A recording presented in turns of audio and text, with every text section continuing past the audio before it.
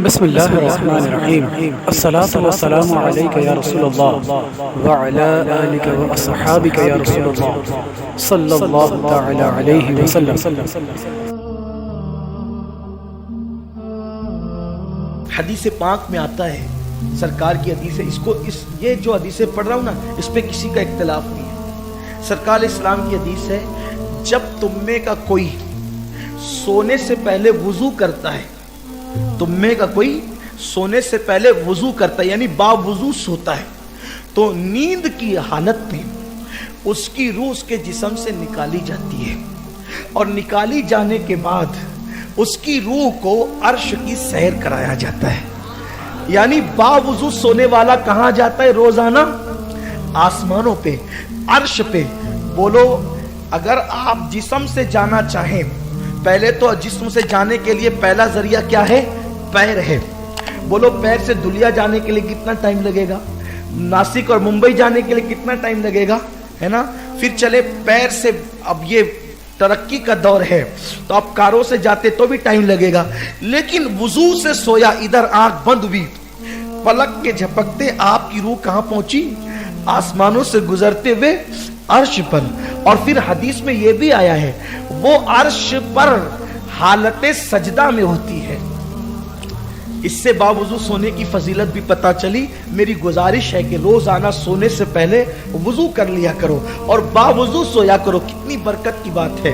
حضرت سرکار غریب نواز فرماتے ہیں، اور سرکار نوری میاں رحمت اللہ علیہ نے بھی فرمایا کہ اگر کوئی مسلمان بے وضو سوتا ہے تو اس کی روح جب نکلتی ہے تو فرشتے کہتے ہیں اس کو واپس کرو، یہ وضو سے نہیں ہے، یعنی عرش پر آج اس کی روح نہیں جائے گی کیونکہ وہ بے وضو سویا ہے، یعنی باوضو سونے والا۔ اب یہاں اگر لوگ کہتے ہیں نبی کو معراج روحانی ہوئی، تو میں کہتا ہوں کہ یار یہ کون سی بڑی بات ہو گئی؟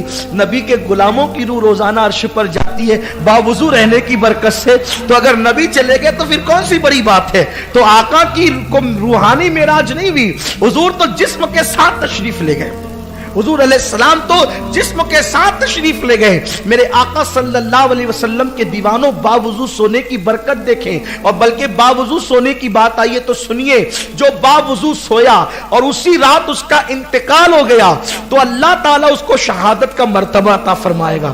اور پھر ایک اور بڑی بات باوضو سونے کی یہ ہے کہ جو باوضو سوئے گا تو جب تک سوتا رہے گا اس وقت تک کہ وہ فرشتے اس کی نیکیاں مسلسل لکھتے رہیں گے، اس کا ایک ایک لمحہ عبادت میں شمار کیا جائے گا۔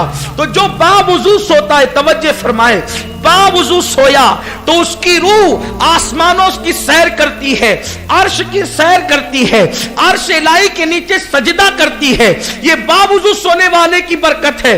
ادھر سویا، روح ادھر پہنچ گئی، اور اس کے بعد جیسے بیوی نے کہا اٹھو اٹھو اٹھو، بچہ گر گیا،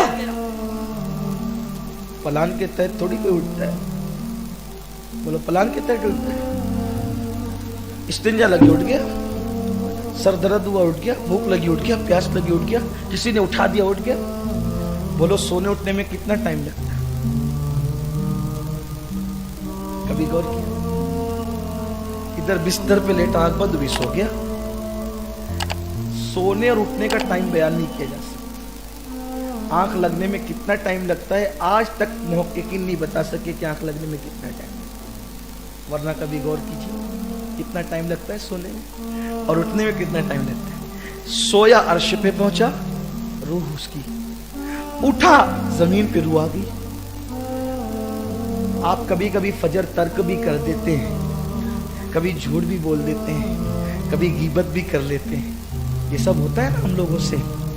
جب اپنی روح کا پاور اتنا ہے کہ پلک کے جھپکتے بند ہوئی، عرش پر روح گئی اور کھلی جسم میں آ گئی۔ جب اپنی روح کے سفر کی قوت کا یہ عالم ہے تو جس نے 40 سال تک کے عشاء کے وضو سے فجر کی نماز پڑھی ہو، اس کی روح کا آنا جانا کتنا مضبوط ہوگا، کتنا پاورفل ہوگا۔